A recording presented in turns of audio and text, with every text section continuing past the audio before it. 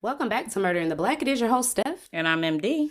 Let's go ahead and get into our true crime case for today. So grab your coffee if it's the morning, your lemonade if it's the afternoon, and your wine if it's the evening. But either way, let's get into it.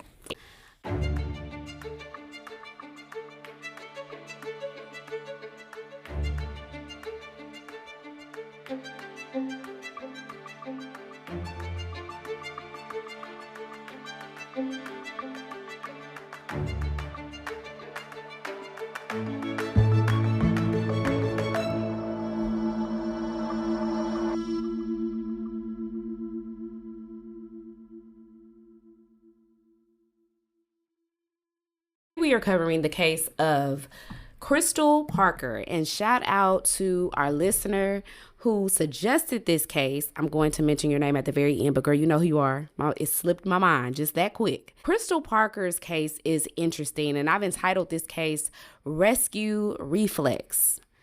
Born in September of 1978 in Atlanta, Georgia, Crystal Parker was the third of 7 children raised by her loving parents, Adele and Joseph Parker.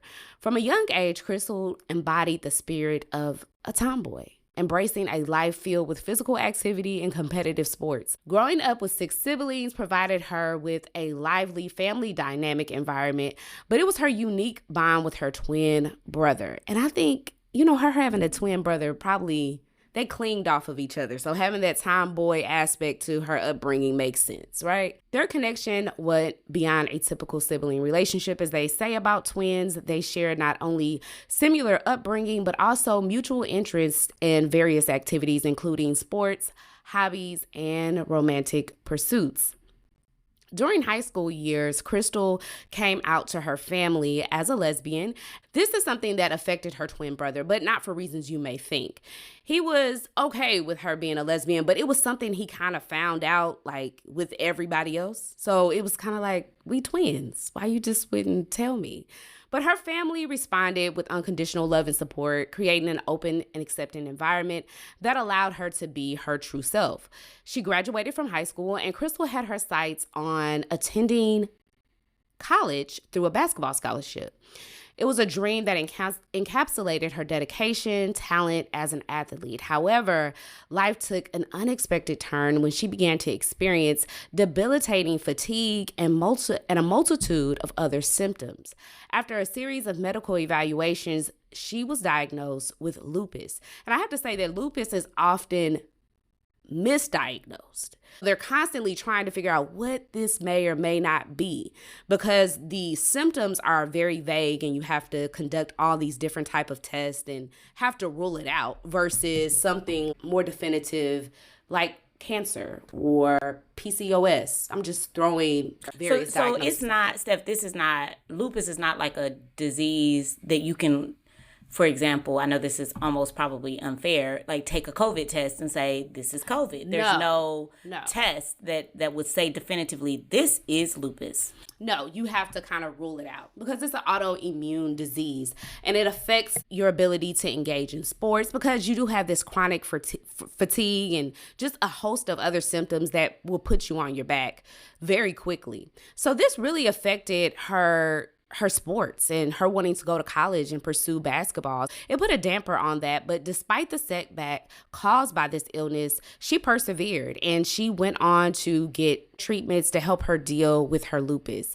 Crystal demonstrated a remarkable resilience. Her determination led her to the decision that altered the trajectory of her life. She chose to enroll in the police academy shortly after completing her degree in college. She excelled in training and she was able to figure out how to manage her lupus as well. Upon her graduation, she became an officer at the East Point Police Department there in Georgia. She quickly gained a reputation for her compassion and unwavering integrity. Her commitment to her role did not go unrecognized. In 2012, she was honored with the title of Officer of the Year, a testament to her exceptional service and dedication to her community. And she also received the title of Corporal. So she managed to make her way up the ladder as well. Danielle Dixon was born in 1982 and was raised in Atlanta by a single mother. Growing up, she was characterized as timid, quiet, more reserved. Being a larger girl, she struggled with feelings of feeling like she was unattractive. Her teenage years marked a turning point when she came out as a lesbian in high school. This was a significant step that her mother supported wholeheartedly.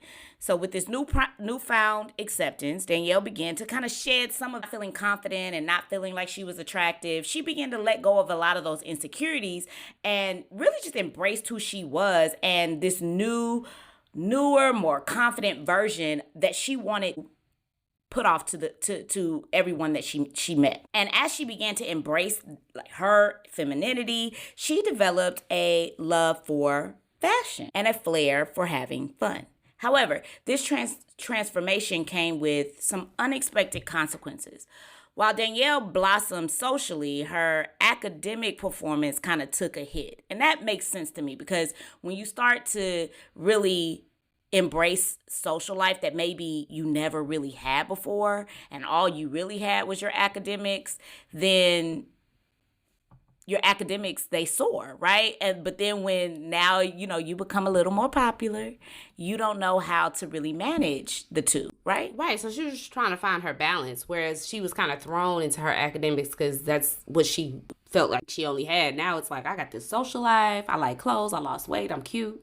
Right. I'm out here. Yeah, I'm out here. Like, look at me. Look at me thriving with this newfound popularity and this new lively social life. She, just kind of started to neglect her schoolwork.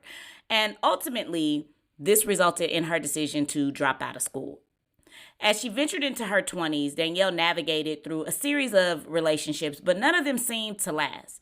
Despite her struggles in finding lasting love, her life did take a significant turn in 2005 when she crossed paths with none other than Crystal Parker at a popular Atlanta nightclub. The moment Crystal laid eyes on Danielle, she was captivated by her beauty and charisma because Crystal was a police officer, as I just told you guys, in the East Point Police Department, but she also moonlighted as a security guard in this Atlanta nightclub. And when she saw Danielle, she was like, oh, that's her.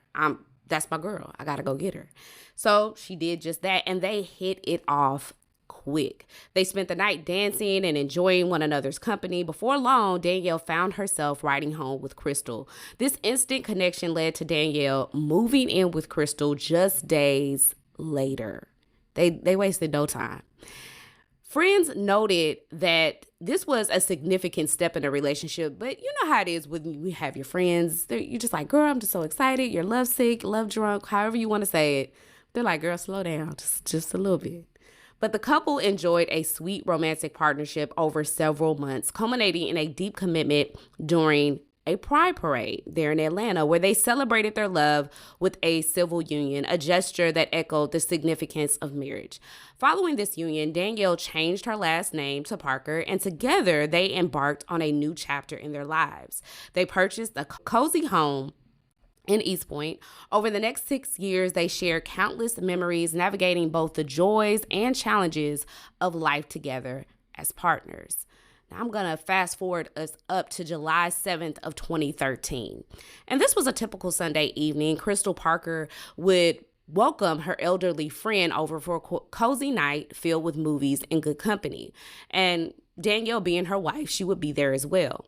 This routine was cherished for both Crystal, Danielle, and their neighbor. It brought warmth and laughter after a long week, something they could do after they finished having dinner. However, that particular evening took an unsettling turn when the friend arrived and knocked on the front door. She was surprised to find that the door was locked and Crystal was unresponsive to her calls. And her friend sounds a lot like me, because if you're not picking up the phone and I've knocked on your door and I told you I was coming over, well, girl, I'm going to the back door. We have to see what's going on. Well, yeah, and I think that it's not even just, I told you I was coming over. This is our routine. This is what we do. So the fact that you are not answering the door and you know that this is what we do, it's raising some red flags. Right. So she decides to go to the back door to maybe see if she can get somebody's attention from that entrance. But nobody answered, but the door was unlocked. She decided to go in, and as she walked in, she kind of felt anxious. She calls out for Crystal. Walking through her house, she steps inside, searching for any sign of her friend. But as she moved through the house, everything appeared in its usual state, somewhat scattered, but obviously Crystal was in the home. As she continued to move through the house, she smelled a persistent odor that just kind of hung in the air, and it was nagging at her senses.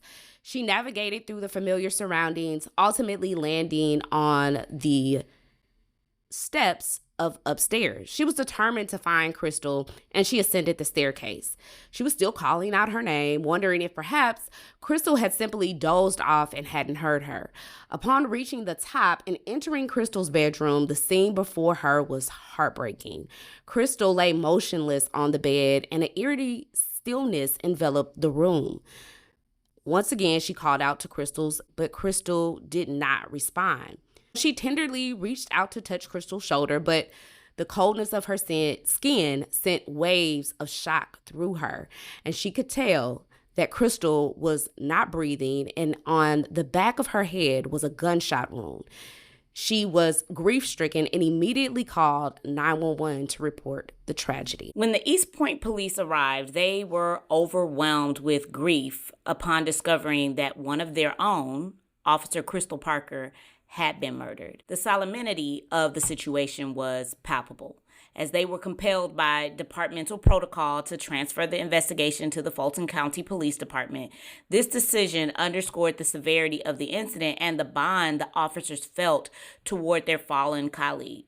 Crystal was not only revered by her fellow officers, but she was deeply loved within the community that she served, which left everyone reeling following her tragic death.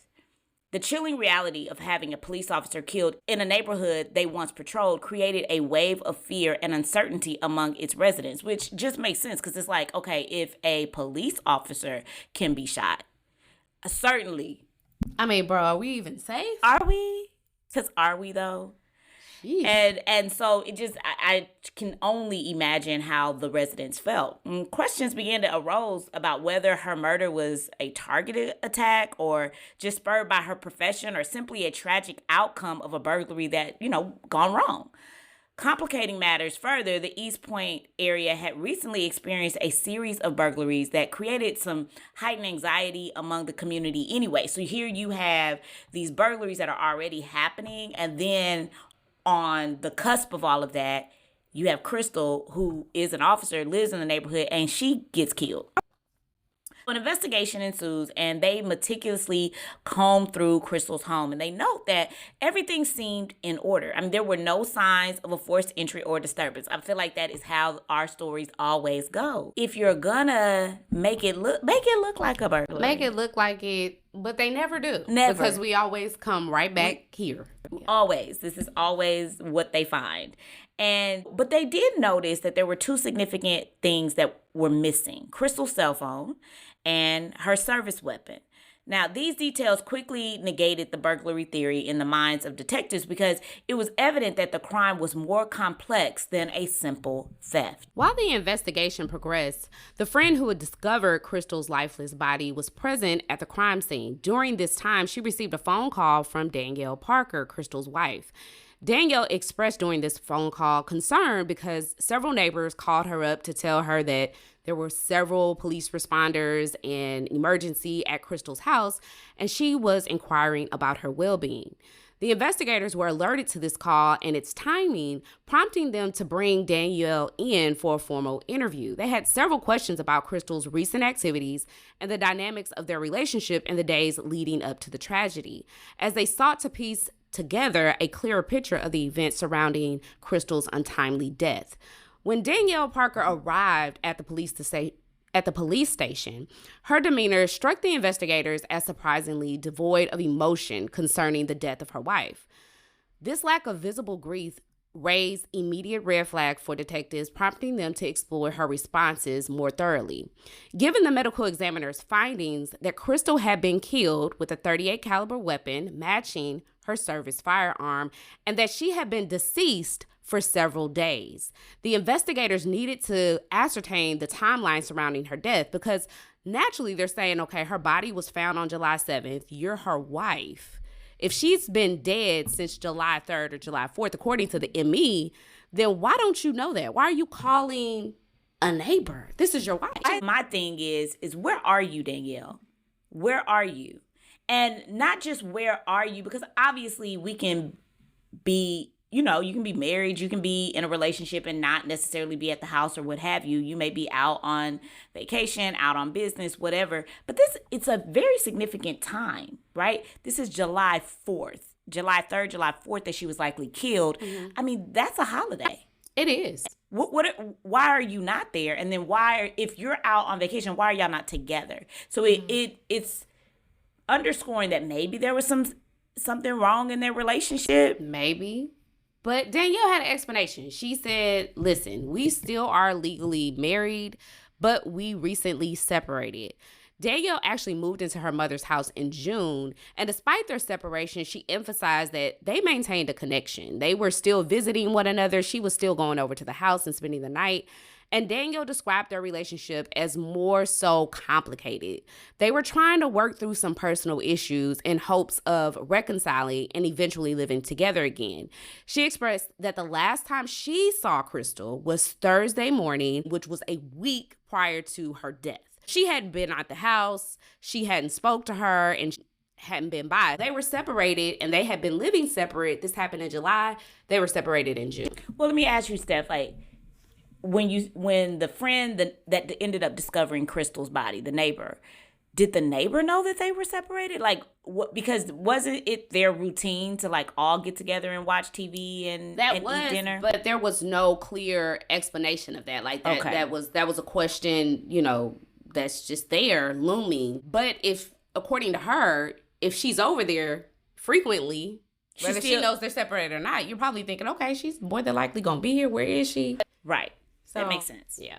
Well, after their conversation, the investigators released Danielle, but they remained focused on unraveling the details of the case. They had yet to establish a concrete narrative about the ambiguity of Danielle's emotional state. She just they couldn't pinpoint how she was responding. It was off, and they were just trying to figure it out. They weren't necessarily saying this is odd or suspicious. They're just trying to make sure everything aligns, right? They start to dig deeper into the facts of all of this, of what she's saying took place and into their relationship. And as they continue to investigate, they considered all the avenues, including the dynamics of Danielle and Crystal's relationship and any potential motives that may be surrounding Crystal's death. One of the first things that they did was they got a warrant for Crystal and Danielle's phone records. And as you know, as all of our true crime fans know, is that takes time. So that's one of the reasons why they do that first, because they got to go through all the hoops and the hurdles of obtaining those records. But they also needed to figure out some more details about this relationship, not just taking Danielle's word for it. They, go and they kind of start talking to the friends and family of Danielle to figure out what was their relationship like. And friends and family, they said, listen, initially Danielle and Crystal, they had a very loving and vibrant relationship, but over time, as with most relationships, significant issues began to emerge, and Crystal found herself increasingly overwhelmed by financial stress, as she had dedicated her life to being this officer, but she was really carrying the financial weight of the relationship, and she was working long hours to shoulder the responsibility of paying the household bills and any other debt that was coming in. Whereas Danielle, she spent most of her time at the house. She was just engrossed in playing video games and showing little to no initiative to contribute financially to their life and their bills and debt. And this became overwhelming for Crystal. And Danielle's need for constant attention and nurturing on top of all of that just really weighed heavily on Crystal and began to put a strain on their relationship. And Crystal just ended up saying, I can't do this. I need a break. They really had a lot of breaks in their relationship, which is an interesting term to use when you're married to somebody. What does that look like? I mean, I'm married to you, but I need a break. She's dealing with all of this stress of shouldering the financial burden. And I think you're right when you say that as relationships tend to go, at first what may seem okay, then it starts to be like, okay, so you're not going to help me pay nothing? Because that love sickness wears off real quick because life gets real, right?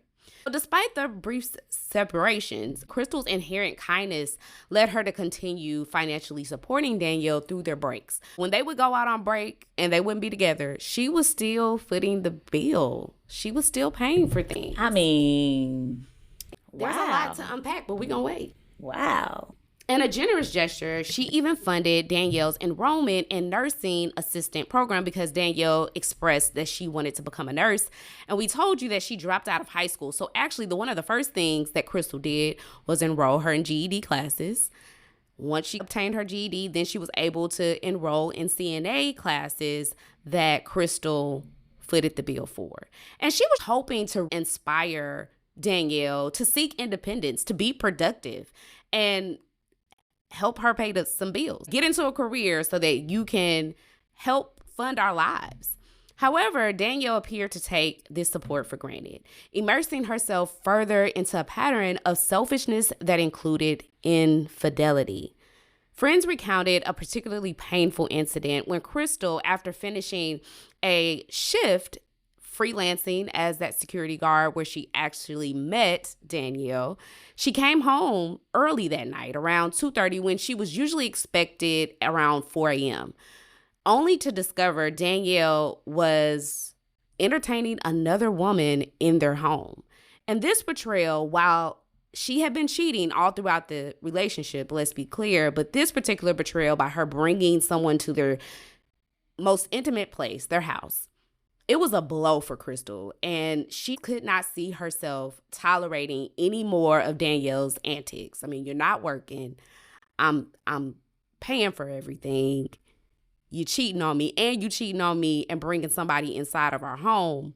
She said that's it. She decided to finally separate. And this is the separation that we're speaking of that took place in June when Danielle went back to her mother's home and was no longer living with Crystal. Crystal remained true to her compassionate nature because despite breaking up, she continued to support Danielle even after this final split. And when I say support, I don't think that she was financially supporting her, but she felt like, I've known you for too long for us to just not be friends.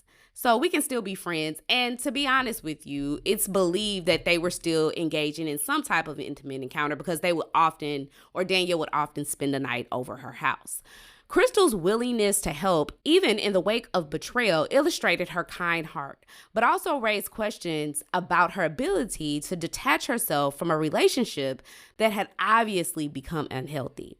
What the police ended up finding out from friends and family was completely different from what Danielle represented to them when they first spoke with her. In addition to the police finding out more details about Crystal and Danielle's relationship, according to friends and family, they also discovered that Crystal was supposed to work on July 4th, but she didn't come in. So naturally, her supervisor called to check up on her, see why it's no call, no show. And his call went unanswered. He followed up that phone call with a voicemail. He then received a text message from Crystal, and the text message said that she would not be coming in because she was at the hospital with her father and she couldn't talk. Now, this was strange to the supervisor, but we know what they do with oddities. You usually rationalize them. So he thought maybe her father's too sick and she'll just get back in touch with me soon. The following day, Crystal was scheduled again to work on July 5th, and she didn't show up once again. So the supervisor reached out again with a phone call and a voicemail, but was answered with a text message that said she still couldn't talk and her father was doing better, but he was still in the hospital. When investigators found out about these phone calls and these no calls, no shows, they reached out to Crystal's father and said, hey, were you in the hospital July 4th, 3rd? What was going on? And he said, no, I haven't been sick at all. So they determined that whoever had her cell phone more than likely was the killer. And her cell phone was missing from the scene. So all of this was equating that this was not a person who had a vendetta against her or who was targeting a police officer, more than likely this was someone that Crystal knew. Investigators continue to dive deeper into the complexities of Crystal and Danielle's relationship, and they continue to discover relevant information, including that conversation with the supervisor. And they ultimately obtained those cell phone records for both individuals. Remember, those cell phone records that they had to put that warrant out for finally came in. And when they received those cell phone records for both Crystal and Danielle, they were able to determine that on July 3rd, the cell phone records placed Danielle at Crystal's home for over 24 hours leading up to the murder, because the medical examiner was able to conclusively determine that Crystal had been deceased since July the 3rd or 4th. And so they were able to use these cell phone records to try to track down where was Danielle. And they were able to determine that for over 24 hours leading up to the murder, she was actually at Crystal's home. Now that's, if you recall, different from what Danielle said. Danielle said in her first interview with the police that she had not seen Crystal for almost a week leading up, like that the Thursday prior to July 3rd, July 4th. So they're like, that's strange. Additionally, investigators tracked the locations of both of the phones, and they found that Crystal's cell phone was pinging near Danielle's phone at Danielle's mother's house shortly after the incident. This prompted law enforcement to take Danielle into custody as a suspect. A search warrant was then executed on her mother's phone, where authorities were able to find that Crystal's cell phone, her credit cards, and a single .38 caliber bullet was at her mother's residence. Now, although the murder weapon was not recovered, so they didn't recover the actual .38 caliber gun, they recovered a .38 caliber bullet. They felt like it was sufficient enough to arrest Danielle. And during the interrogation, investigators aimed to try to get Danielle to confess. Like, just, girl, we got enough evidence, sis. Like, we're about to take you down. Just let us know what happened. But Danielle maintained her silence, and she opted to do what I tell you guys to do every time. Innocent or guilty, get an attorney. And she hired an attorney. And consequently, she was formally charged with first-degree murder of Crystal Parker.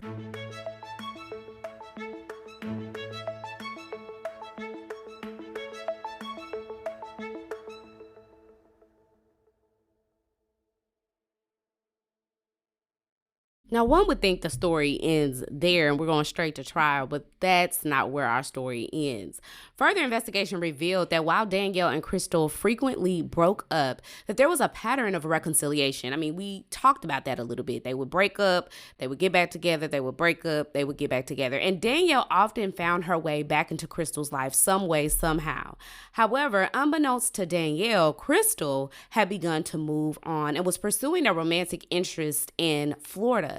According to Crystal's girlfriend, the two spoke on the morning of July 4th, which investigators believe could have resulted in an argument, ultimately leading to Crystal's murder. Furthermore, they found a troubling internet search history belonging to Danielle that including terms like how to interview with police detectives and how to pass the lie detector test. Significantly, she even searched for Crystal's obituary prior to her death, or police finding out about her death, finding her body.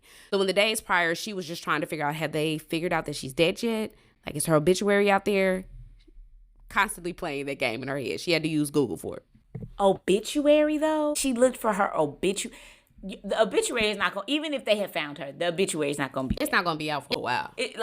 Okay, girl. She's not that smart. These are just some of the things that they found after arresting her and putting her in jail. One of the detectives scrutinized Danielle's phone records and uncovered that she was in communication with a man named Quentin on the day of the murder and in the days leading up to the murder. We actually brought Quentin in. And Quentin explained that he was actually in a relationship with Danielle.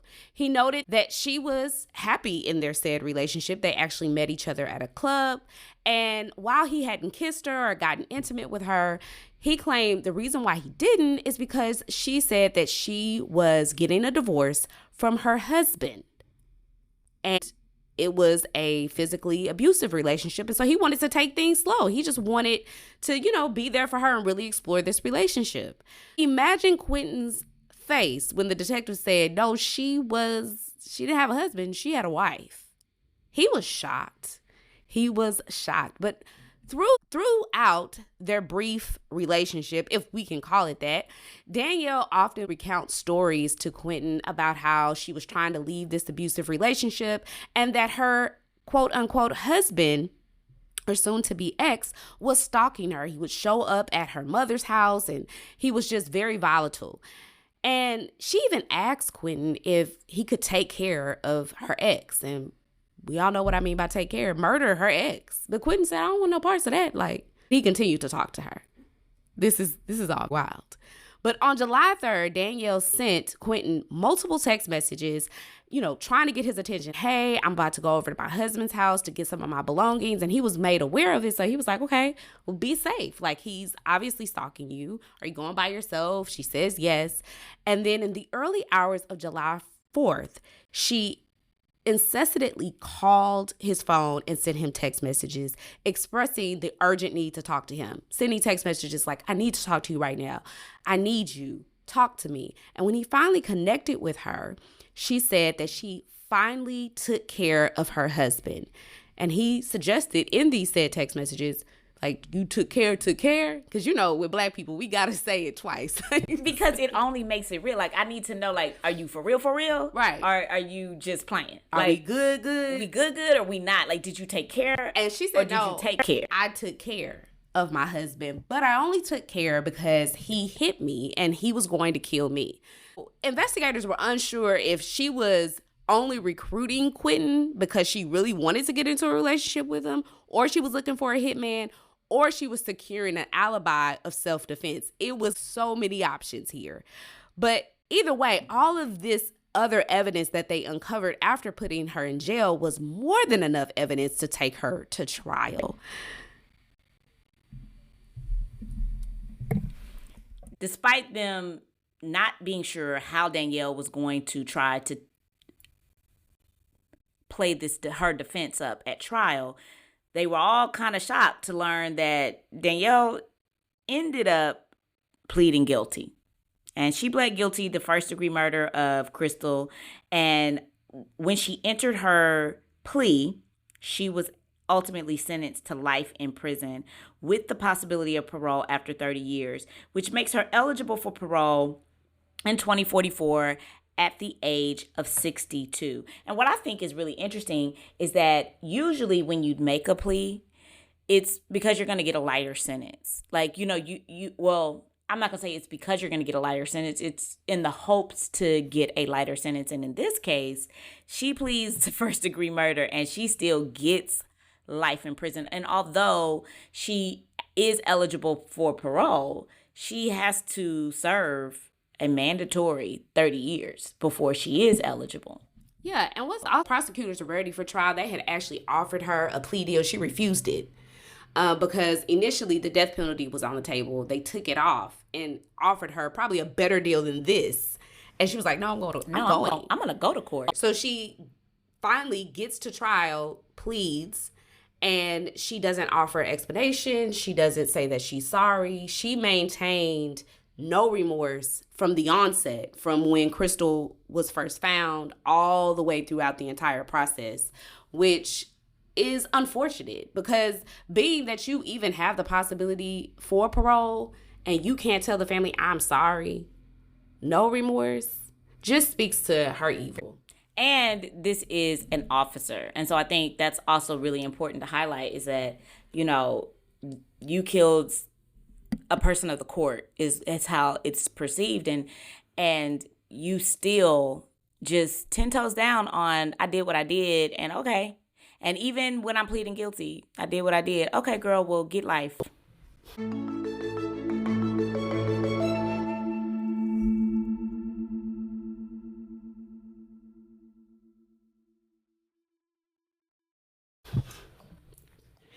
So takeaway. The story of Crystal Parker it highlights various relationship challenges that I feel like we all at some point in our relationships can relate to. But I don't want to really highlight that because I think we do that a lot here. We talk about betrayal, we talk about cheating. But I really want to highlight the savior complex that I feel like Crystal had inside of her relationship. She was a kind-hearted individual, especially through her role as a police officer. I know police officers sometimes get a bad rap, but they truly deal with a lot on their jobs, and they don't get paid well. I mean, that's just true. And I mean, for her to want to make that her lifelong career speaks to how she wants to help people. She had a profound desire to assist others and elevate burdens. But unfortunately, this same compassion played a significant role in her relationship with Danielle. While kindness is generally a positive attribute, it can lead to difficulties when placed in the wrong hands, which just speaks to who can you trust if you can't trust your mate. In this case, Danielle repeatedly exploited Crystal's benevolent nature, manipulating her time and again. It is vital to remember the importance of trust in relationships. When someone reveals their true character, it is imperative to believe them from the onset. Although recognizing such red flags doesn't always guarantee success. I mean, it doesn't mean that if Crystal would have made a clean break, that this still wouldn't have happened.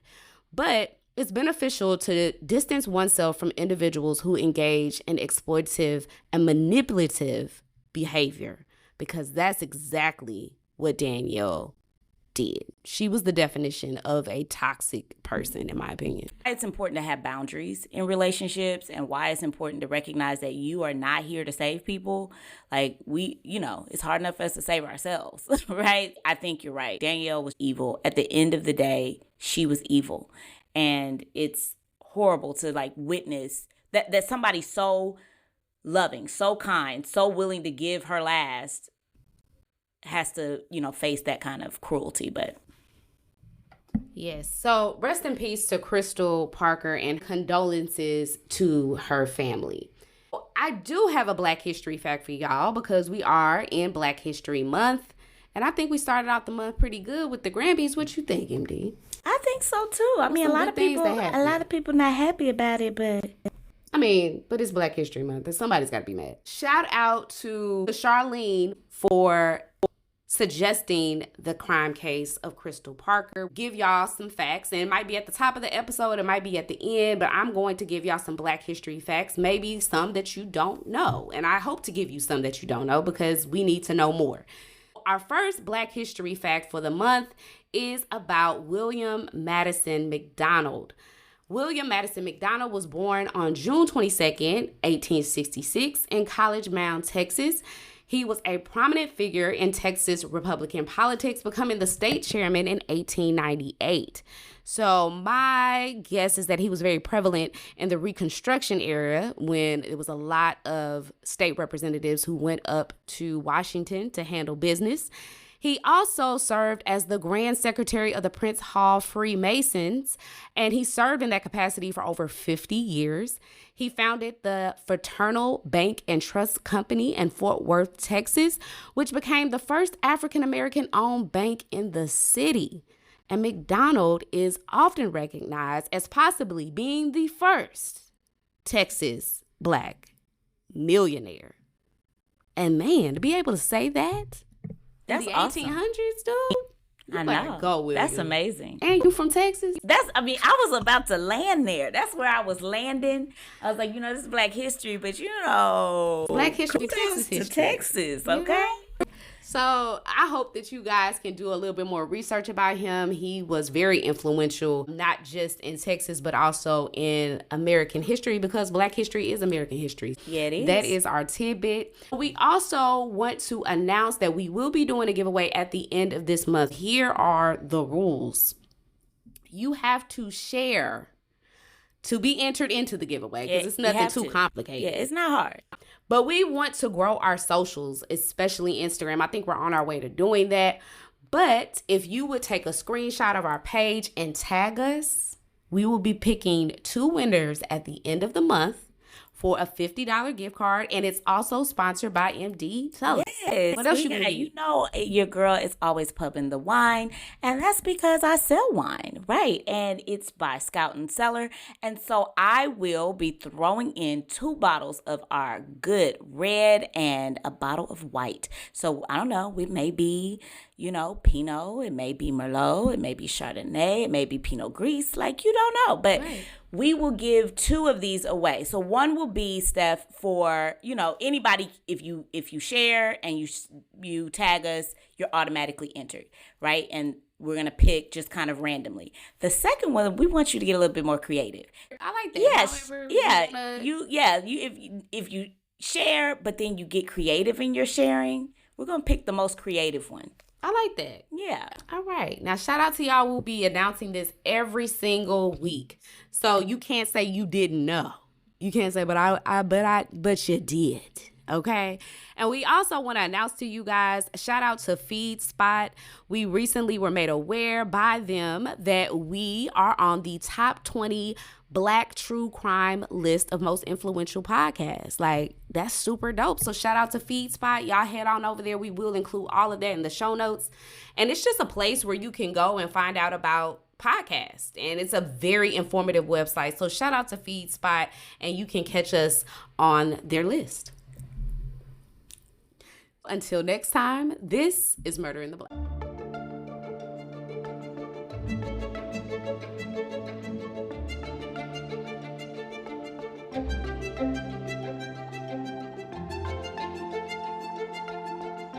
Thank you.